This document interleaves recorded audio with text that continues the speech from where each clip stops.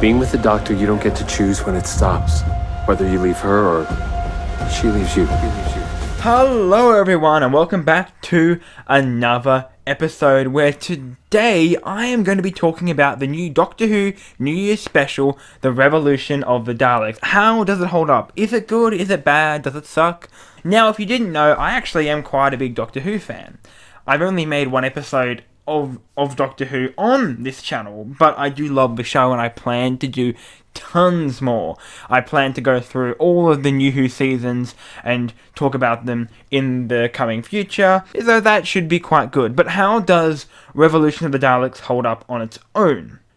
It's pretty good. It does suffer from sub-Chibnall faults that are just in pretty much all of his episodes, and Revolution of the Daleks is no different. I mean, going into the episode thinking, oh, it's going to be a masterpiece that's completely different to all the other Chibnall episodes, it's just ridiculous, because no, he's not going to become an amazing writer overnight.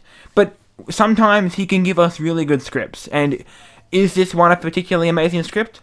Not really, but it does have some great moments, and it overall is really fun. The character dynamics in this episode are the best that they've been in the Whittaker era, and there is a lot to like here. Oh, and a bit of a premise for you. The Doctor's in prison, of course, at the end of Season 12, and the fam have to try and figure out what to do now that they're on Earth and living their life. Also, Captain Jack is in it. But that is all I'm going to say for spoiler-free stuff. That's it. You go watch it. I recommend it if you've enjoyed any of the Whittaker era at all, even if it's just like one or two episodes. I think it's worth checking this one out because it's probably one of the better Chris Chibnall scripts. Might even be his best. It's definitely up there. It's not nearly as good as Moffat or Russell T Davies' Heights, but it's enjoyable. And there wasn't a lot of moments that I was just going, oh no. There was like one moment where I was just going, really?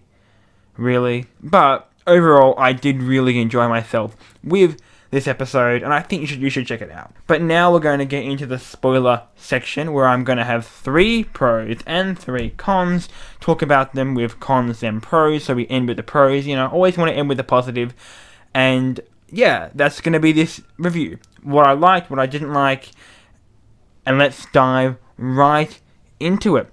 So let's talk about my first con, right?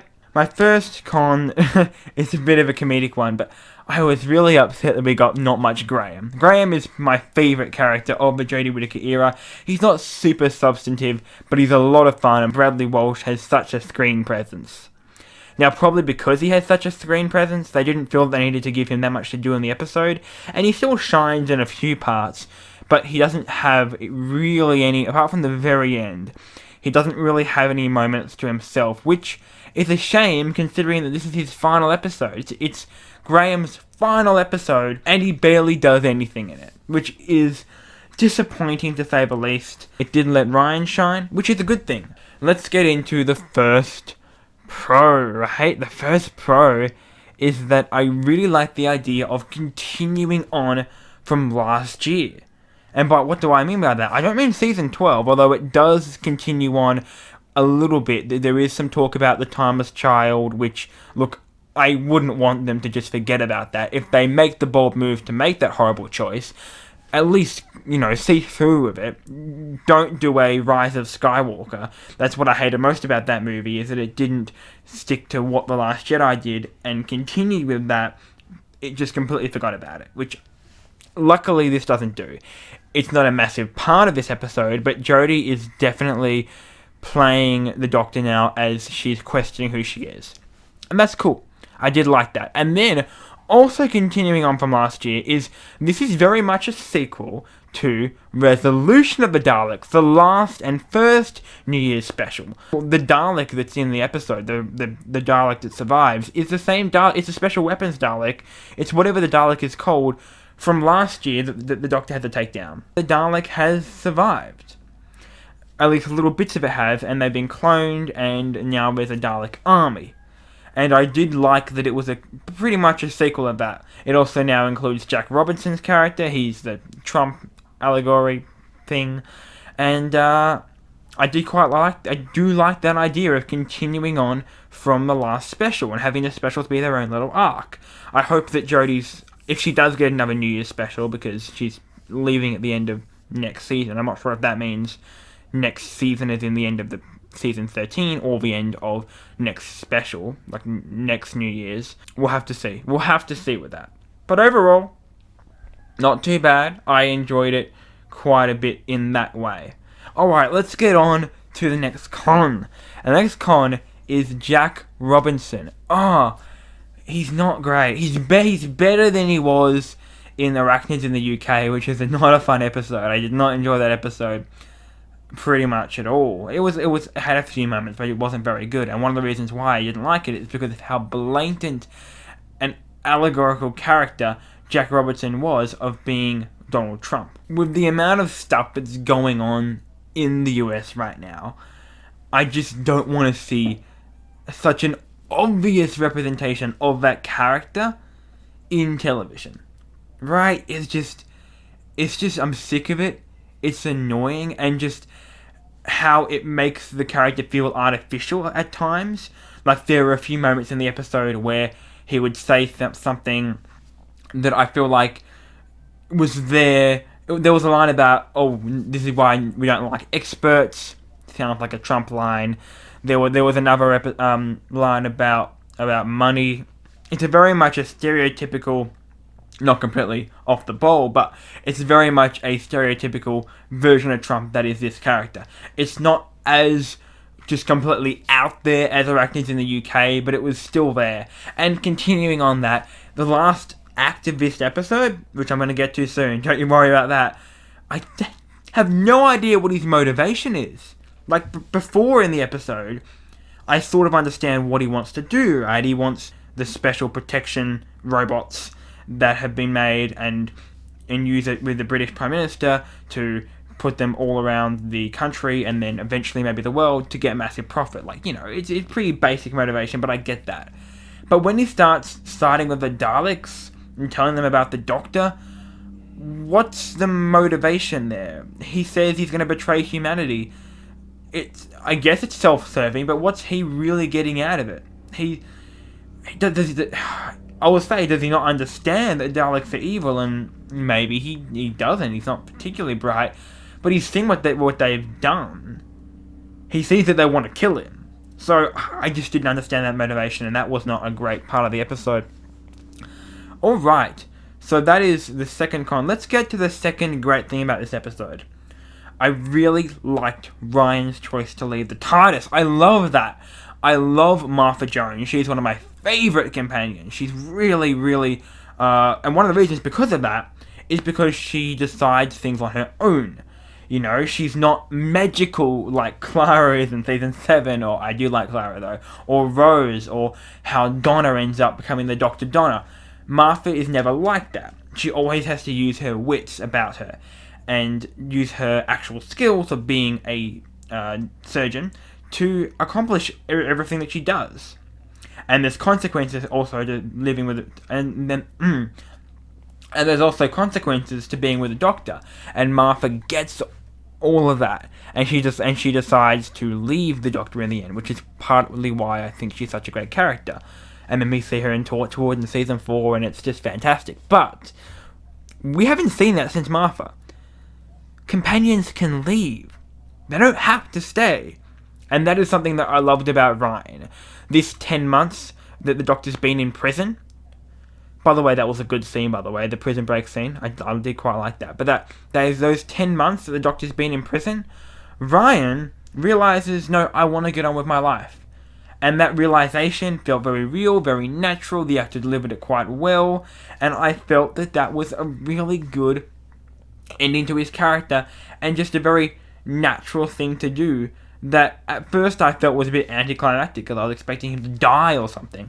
But when I thought about it, I realized, no, it's actually a really good ending for his character.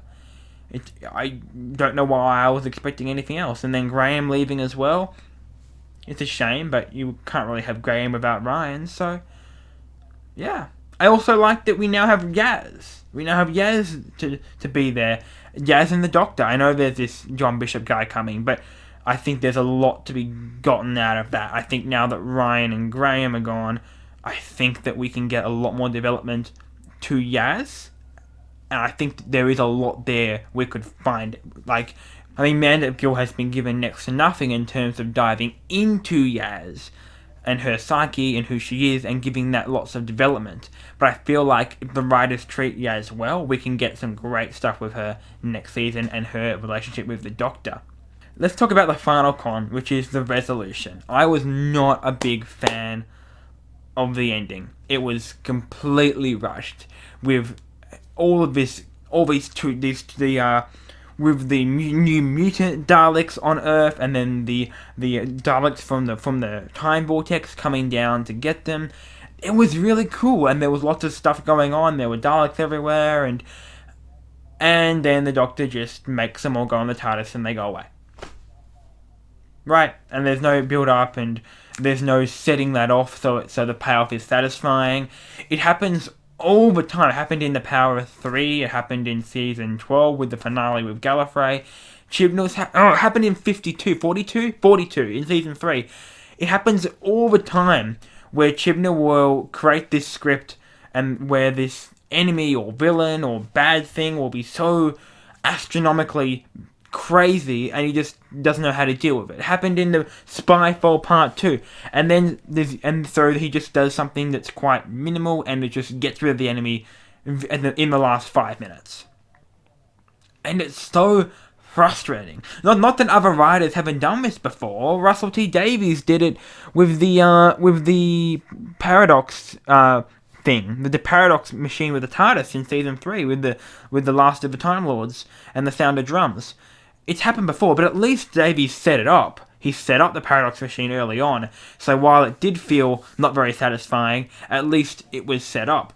This isn't set up. We didn't know that the TARDIS, at least it's not established in the episode the TARDIS can do this, and it's a cool idea, having all the Daleks in it and then killing the Daleks, but it just wasn't very great. Really, like, the resolution with the characters, as I said, Ryan and Graham leaving, I really liked that. But I did not love the resolution with how they dealt with the threat. Let's get on to the final pro, and this pro is a big pro. This pro, for me, if you get it right, I will enjoy your story. Because I'm very much a character-driven reader and watcher of any sort of story. I just get attached to the characters, and that's what pulls me through. And the character dynamics in this episode were the best they've been in the Chibnall era. Absolutely the best. Jack and Jodie they had a great dynamic when they were escaping from prison, and their banter was really funny, and the callbacks to "Where did you get that?" and him saying "You really don't want to know." Like, that's hilarious, and a great callback to season 1. There were other moments, like when Jack was talking to Yaz, right? When he was talking to Yaz, and he was saying, "You don't choose when you leave with the Doctor, it just happens." And that's really interesting because, again, Ryan does choose to leave. But that was a very good moment, and it called back to when the Doctor left Jack both times in the Russell T Davies era. So there's a lot of these great moments there. When Ryan's talking to the Doctor and she's not really knowing how to cope, that's a fantastic moment. There were just some terrific moments between characters and dynamics. Oh, my favourite one is Yaz. She's not moving on. Earlier it's established that she's sleeping in the TARDIS, she's trying to figure out what's going on. It's established that she can't move on, and in the end she goes to the Doctor. There are lots of really, really interesting ideas being explored in this episode with the characters and their dynamics, and I'm really feeling them finally, as a fan. And then they go. Better late than never, I suppose. But the character dynamics, how they reacted to things, you know, at the very beginning, Yaz goes up to Jack Robinson and tries to say, "Tell us what we want to know," and he just says no. And I thought to myself, yeah, that was a bit weak. And then they walk away and Yaz says, "Yeah, it works better when the Doctor does it." And I thought to myself, yeah, you're being self-aware, come on, good on you. good on you. At least the episode knows what's strong and what's weak in the writing.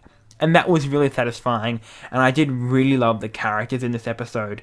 And those dynamics of the characters together was what made me enjoy it the most. And that did put a smile on my face, and made me ultimately think that this was a pretty good episode, despite its flaws. So that's going to be my review of Revolution of the Daleks, the New Year's special. If you want to see more videos by me, make sure to subscribe and click the like button and all of that lovely stuff. Let me know if you want to see me do reviews for all sorts of other Doctor Who stuff. I would love to. I particularly love the Peter Capaldi era with season 8, 9, and 10. That's my favourite Doctor Who era. I just love those episodes so much.